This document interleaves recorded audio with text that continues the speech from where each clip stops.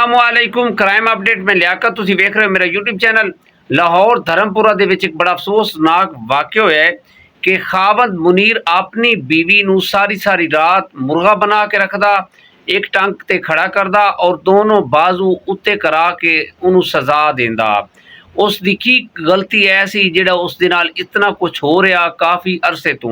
मुनीर दी बीवी ने तंग आके इस दे खिलाफ की एक्शन लिया, मुकम्मल तफसील दे नाल डिस्कस करांगे। साडे चैनल नूं सबसक्राइब करो, बैल आइकन बटन नूं प्रेस करो और वीडियो नूं शेयर करो। मुनीर दा ताल्लुक धर्मपुरा तो है और इस दी जिहड़ी बीवी है इरम, इस दी शादी नूं तकरीबन 12-14 साल गुजर गए ने और इतने तवील अरसे तो ये जबर बर्दाश्त कर रही है। मुनीर मनशियात दा आदी है, आइस दा नशा करदा और ये सारियां गल्लां दा इस दे घर वाले नूं पता और इस दे घर वाले बजाए इरम दे साथ देण दे इस मुनीर दा साथ दे देन।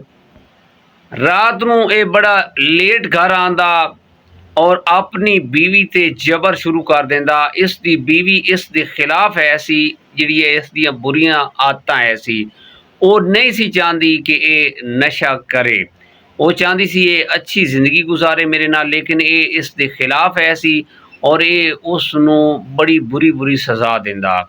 वो बहुत तंग सी। इरम और मुनीर दी शादी नूं तकरीबन 14 साल गुजर गए और इन्हां दी जिहड़ी बेटी है उसकी उम्र 6 साल है सी। मुनीर नशे दा आदी आ और जो उसनूं घर दे विचों कोई चीज़ मिलिया वो लै जांदा, लेकिन इस दी जिहड़ी बीवी है इरम इसनूं मना करदी रहिंदी है।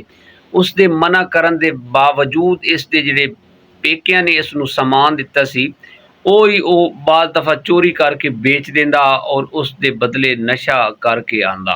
बड़ी वारी मार खा के इरम ने इस दे घर वालियां नूं दस्सिया कि इसनूं समझाओ, लेकिन उस मुनीर नूं समझाउण दी बजाए मुनीर दा इस दे घर वाले साथ देंदे सी। वो बहुत तंग आ चुकी सी अपनी ज़िंदगी तो।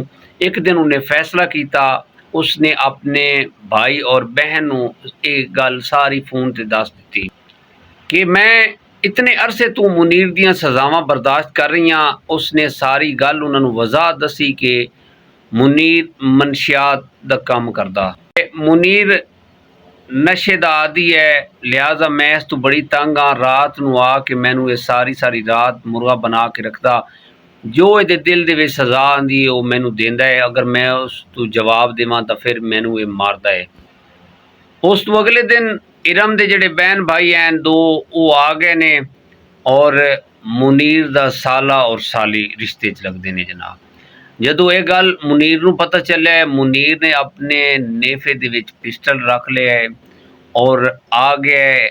उन्होंने उन्होंने समझाने की कोशिश की है कि उसनूं पता चल गया है कि मेरी जिहड़ी बीवी है इरम इन्हें सारियां गल्लां इन्होंने दस दित्तियां।